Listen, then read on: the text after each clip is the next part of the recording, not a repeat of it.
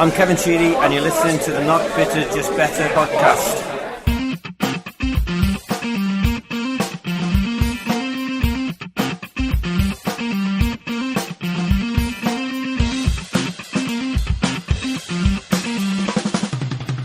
Not bitter, just better. The all-new Everton podcast.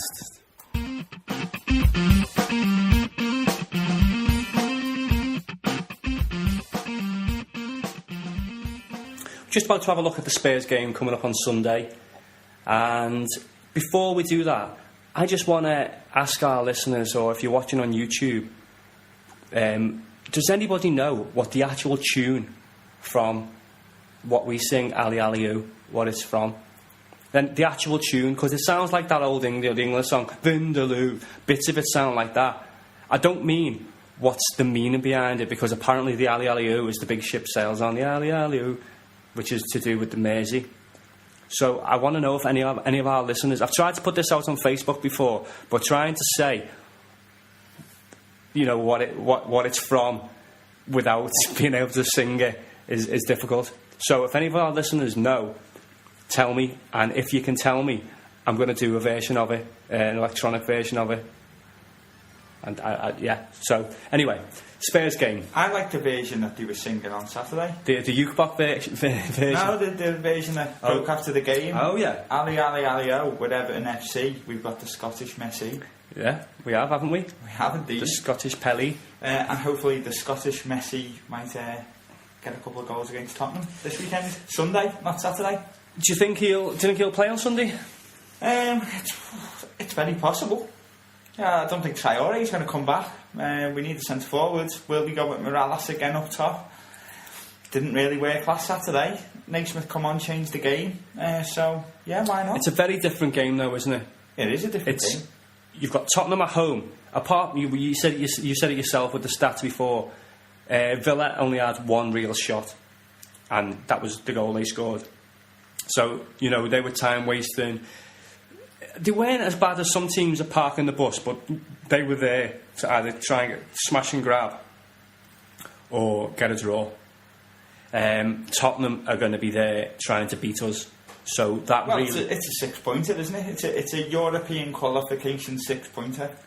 That really lends itself, though, to us catching them on the counter-attack, maybe, and Morales would be possibly a better option than Naismith. So you think Robbie might change our system rather than going for... No, not change our system. No, I think keep the same system. We're not generally a counter-attacking side, though, are we? But Morales is a counter-attacking player. Right, okay. So if that option's there, if Tottenham are playing high up and they've got their full-backs pushing on like they like to, they've got maybe Dawson and whoever, I don't know who's playing centre-back for them at the moment, if they've got them on the halfway line and you've got a little ball in behind there for Morales to chase onto for a quick counter, I think that option's a good one to have. Right, okay. Well, obviously, you know, looking at the league table at the moment, the Blues are in 5th on 45 points. One place ahead of Tottenham and 1 point ahead of Tottenham, who are sitting in 6th on 44 points. You look at the game from last weekend, obviously when we beat Villa, we mentioned it earlier in the podcast, Tottenham, you would say, dropped points against Hull. Yeah, any time you play a side like that, I don't, no disrespect to Hull, but any time you're playing teams around where they are in the league, you've got to be looking at picking up points, because if you're serious about getting into the Champions League, I'm not saying it's a given, but you've got to, haven't you? Tottenham have started doing a strange thing in the Premier League since the sacking of ABV and Tim Sherwood's come into the team, took over the control of the team, and that's play a 4-4-2. Yeah, we talked about this a few weeks ago, and we mentioned there's maybe two sides who do it. One of them that shower of shite across the park, and the other one being Manchester City, who either play Aguero and Dzeko, or Aguero and Negredo, or Negredo and Dzeko. There's not many other sides who play it. I mean, you could argue that Man U do with RVP and Rooney, but Rooney does not play deep. I think with all those teams you've just mentioned, though, Liverpool, City and United, you think it's a 4-4-2 because they've got two recognised centre forwards, but it's not really a flat 4-4-2. It is very much, quite fluid. you know, it's more even a 4-3-3 on a lot of occasions, whereas at the moment Tottenham are playing quite a rigid 4-4-2. Straight 4-4-2, straight 2 up top, yeah. You look at the team he played, like when the 1-1 draw with Hull last weekend, Loris in goal, who's obviously a great keeper, flat back four of Walker at right back, Danny Rose at left back, Michael Dawson, as we mentioned, Vertonghen is back in the side now, he's back in his centre half role rather than playing left back as he did against Everton at Goodison earlier in the season, where he ran the show, basically. So that's good for the wingers, but not so good for whoever's up front. It's probably quite good for Everton, really, because, you know, he really did it. He hurt us last time. He was a real threat going forward, wasn't he? Then, you know, a midfield four of Lennon on one wing, Paulinho and Ben Taleb, central midfield, and Ericsson on the other side, Soldado and Adebayor up front. Yeah. That's a big change that Sherwood's done, bringing Adebayor back into the side, really. And it's proved a masterstroke, really, hasn't it? Because he's just been banging them in. He has been getting goals for them. You know, it's one of them. Will they be looking to bounce back after, you know, dropping points? They were on a good run of form before that whole game, really. You know, they've been matching Everton sort of point for point, haven't you? Apart from the City game aside, of course, which, I mean, apart from Chelsea on Monday, nobody beat City. They're not the only team to get destroyed at City, are they? There's no great shame in that. My man to watch this week is Bentaleb, basically, Nabil Bentaleb. He's a player who's only recently just broke into the Tottenham side. Tim Sherwood loves him, basically.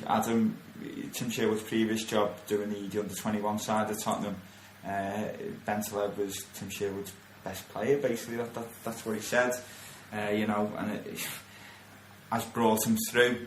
And, you know, since he's come into the first team, he's looked class, he's looked quality in the central midfield for them, looks creative. He's a young French lad, and he's got the potential to possibly be maybe overlooked slightly by Everton, might do us a bit of damage. It's funny this when the way Sherwood came into that position, isn't it? Because the way they had faith in him, because he kind of called the bluff a little bit. You know, he was caretaker manager when AVB went, and he kind of called the bluff and said, "I want the job. You know, give me the job." Basically, you know, not on our walk, because it wasn't that. You know, it wouldn't have come to that. But he seems to have just gone back to bread and butter things, and like, do you think it is because he's an English manager? He's just going with a traditional 4-4-2 formation. None of this Christmas tree, high fullbacks, anything like that. It's 4-4-2 straight on paper, and then the individual players will add their own intricacies with the flair and stuff like that. You've got to remember that Tim Sherwood is an English player who was brought up in the heyday of the 4-4-2. He won the league with Blackburn, playing a flat 4-4-2 with Shearer and Sutton, of course, yeah. Him in the centre of the park with David Batty or whoever it was, and, you know, Jason Wilcox and Stuart Ripley out wide on the wings. That's a system he knows has worked, and, you know, it's not a risk, is it? It's tried and tested in the past. A lot of people are saying it's old-fashioned. It seems to be doing well for him, and, you know, you work to the system that suits your players. Yeah, that's what he seems to be doing at the moment. It's so familiar with like an English game. I mean, everybody says why haven't Everton gone two up top? Why don't we play with two up top? Everybody says, I'm sure everybody says at everyone's club, because it's like, it's hand in hand with English football, isn't it? 4-4-2, and it just seems like the most obvious thing, really, to do to try and get your side back on track. Play two up front. Yeah, I mean, you know, there's a good possibility the way Everton play. He's probably looked at the way Everton have gone away to United this season, the way they played at Arsenal. Hopefully, he hasn't looked at the way we played at Anfield, and thought maybe, you know, he might go with a 5-man midfield this time just to try and combat our midfield. You know, you have a look at that team last week. He was missing the likes of, you know, he's got that Capoue on the bench there. He's got Dembele wasn't even on the bench last week. I don't know if he's injured at the moment. Dembele, I rate. I think he's a cracking player. He's got the likes of Sigurdsson as well. So he's got a few players he could bring in there, a few changes he could make. From an Everton point of view, what changes can you see? I'm pretty certain Coleman will probably come in and start, I would have thought. I think 4 out of the back 5 will be unchanged. Obviously, you've got Distan Jags in the centre, Howard, Baines left back. I think Coleman come back in, which is as strong as it gets for everyone. Isn't it? And our best pairing of the season so far, you've got McCarthy and Barry, who I think are a set to start.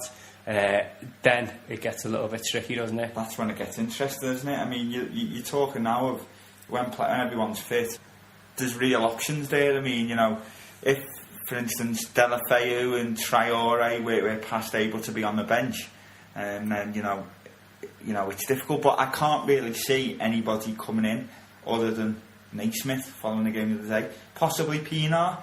It's difficult, isn't it? I mean, Pienaar's ex-Tottenham, isn't he? So would you have a little bit of fire in his belly for it, maybe? And we don't know.